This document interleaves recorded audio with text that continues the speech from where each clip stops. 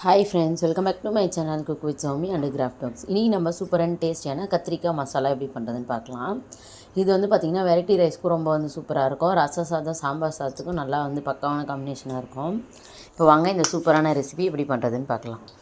First தேவையான அளவுக்கு நம்ம எண்ணெய் ஊற்றிக்கலாம். நீங்கள் கத்திரிக்காய் எந்த அளவுக்கு எடுக்கிறீங்களோ அதுக்கேற்ற மாதிரி எண்ணெய் ஊற்றிக்கோங்க. எண்ணெய் நல்லா காயட்டும். இந்த மாதிரி நான் கட் பண்ணி வச்சுருக்கேன் கத்திரிக்காவை. வெங்காயம், தக்காளி, கருவேப்பிலை கொஞ்சமாக எடுத்துருக்கேன். ஃபஸ்ட்டு நம்ம இதெல்லாம் கட் பண்ணி ரெடி பண்ணி வச்சுக்கணும். எண்ணெய் காஞ்சதுக்கப்புறம் ஒவ்வொரு கத்திரிக்காவாக நம்ம உள்ளே சேர்த்து பொரிச்சு எடுக்கணும். ஃபஸ்ட்டு நம்ம ஆயிலில் பொரிச்சு எடுக்கணும். அப்போ தான் கத்திரிக்காய் நமக்கு டேஸ்ட் சூப்பராக கிடைக்கும். ஃப்ரெண்ட்ஸ் பாருங்கள், நான் இப்போ கத்திரிக்காய் எல்லாத்தையும் சேர்த்துட்டேன். ஃபஸ்ட்டு கொஞ்சம் மேலே தெரிக்கிற மாதிரி இருக்கும், அதுக்கப்புறம் நார்மல் ஆகிடும். இந்த டைமில் மட்டும் கொஞ்சம் தூரமாக குக் பண்ணுங்கள்.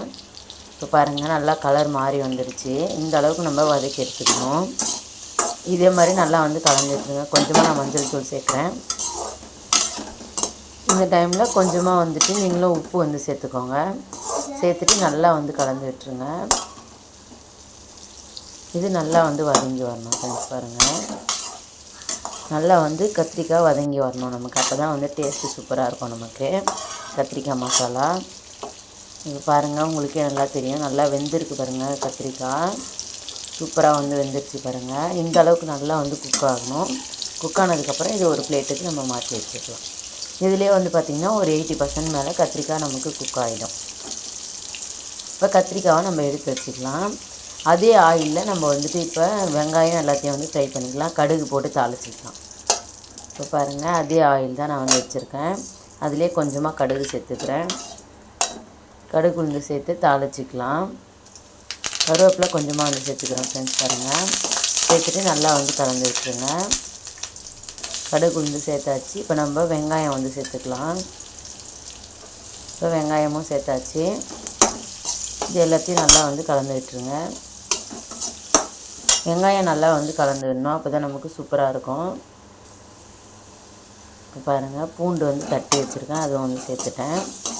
இப்போ நல்லா கலந்து விட்டுக்கலாம்.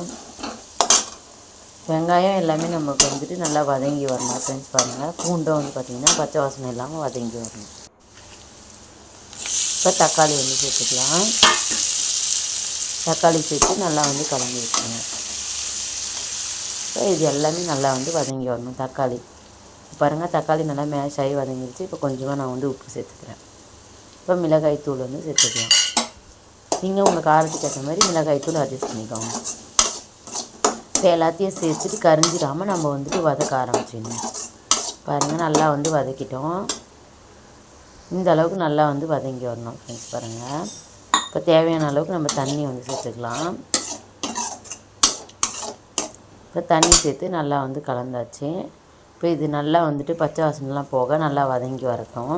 இப்போ பாருங்கள், ஓரளவுக்கு வதங்கிடுச்சு. இப்போ கத்திரிக்காய் சேர்த்துக்கலாம். கத்திரிக்காய் சேர்த்து நல்லா கலந்து விட்டுருங்க.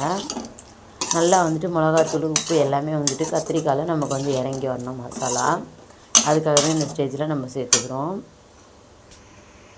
இது இருக்கட்டும். கொஞ்சமாக புளி சேர்த்துக்கலாம். சும்மா ஒரு குட்டி நெல்லிக்காய் சைஸ் அளவுக்கு கொஞ்சோண்டு புளி தான் சேர்க்கணும். நிறைய சேர்த்துக்கூடாது, அப்புறம் டேஸ்ட்டு மாறிடும், குழம்பு மாதிரி ஆகிடும். நல்லா கொஞ்சோண்டு புளி தான் நான் கரைச்சிட்டு சேர்க்குறேன். பாருங்கள், இந்த அளவுக்கு சேர்த்தணும் போதும். ரொம்ப நிறைய சேர்த்துடக்கூடாது, டேஸ்ட்டு மாறிடும்.